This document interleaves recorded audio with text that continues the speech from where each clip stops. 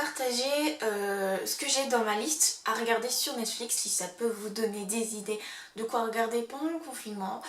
Alors il y a de tout, hein. Il y a de l'animé, je crois qu'il y a des séries un petit peu, il y a des films et des séries coréennes, donc j'espère que ça vous plaira. Moi perso, ma liste me convient. Si vous ça vous donne des idées, c'est le principal, sinon bah, vous allez juste vous amuser ou alors vous quittez la vidéo. Première chose que j'ai mis dans ma liste, c'est l'animé Food Wars.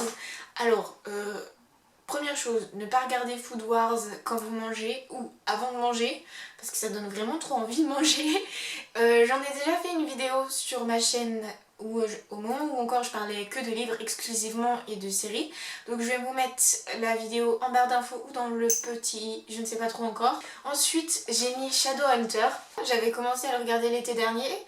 Et cet hiver j'ai regardé les films avec ma meilleure amie et du coup je voulais reprendre la série pour voir la différence parce qu'il y a quand même une différence. Ensuite j'ai une série, oui une série coréenne, My First Love. Ensuite, alors ça c'est un classique mais je sais pas ce que j'ai avec ce classique, je l'aime trop. Surtout la chanson avec le porté et tout, donc c'est Dirty Dancing, j'aime trop le regarder. Pouf, je l'ai regardé 5 fois déjà mais c'est trop bien. Après j'ai mis une autre série coréenne, donc c'est My Holo Love. Donc c'est une mini-série ça par contre. Et c'est sorti il y a pas longtemps, parce que c'est date 2020. Ensuite j'ai mis, alors ça c'est un film, j'ai mis Mode Avion. Après j'ai le film, donc j'ai l'adaptation du livre Tous nos jours parfaits. Et ce livre c'est tellement mon livre de tous les temps, donc je me suis dit il faut que je regarde l'adaptation. Elle est sortie pour la Saint-Valentin cette année.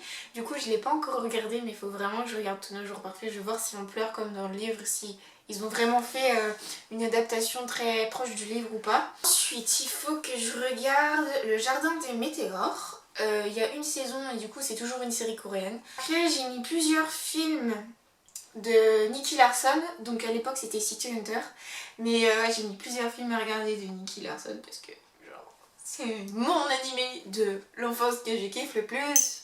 Oh mon dieu. Mais Nicky Larson, mais je connaissais la chanson par cœur du générique, Nicky Larson. Et puis enfin sa collègue qui le tape avec une massue quand il mate une fille, non mais ça c'est tellement ma vie ça. Ensuite j'ai encore une série coréenne, donc c'est Love Alarm. Ouais, Love Alarm, j'en ai entendu parler et c'est trop... C'est une série coréenne et avec mes petites sœurs on est rendu à l'épisode 5 sur 8 épisodes, donc je pense qu'on va le finir d'ici pas longtemps. Il y a aussi le dessin animé, n'importe quoi. Le film The Last Summer. Ça me fait penser à un livre que j'ai lu, à une saga de livres que j'ai commencé à lire mais que j'ai pas fini. Ensuite, alors ça c'est un film d'animation. Je crois que j'ai déjà regardé mais je peux pas m'en placer. C'est Flowers of Youth International Version. Ensuite j'ai le film Footloose. Alors, je connais la chanson, mais j'ai jamais vu le film. Du coup, je vais regarder le film. La série Sex Education.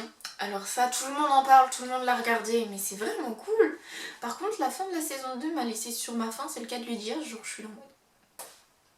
D'accord. Non, mais en fait, je suis pas d'accord. Et le dernier truc, c'est un film d'animation, c'est sur le jeu Dragon Quest, donc là c'est Dragon Quest Your Story et j'ai trop envie de le regarder. Tout ce que j'ai à regarder en ce moment. J'espère que cette vidéo vous aura plu, qu'elle vous aura aidé à choisir quelque chose à regarder. Coucou tout le monde, aujourd'hui je vous retrouve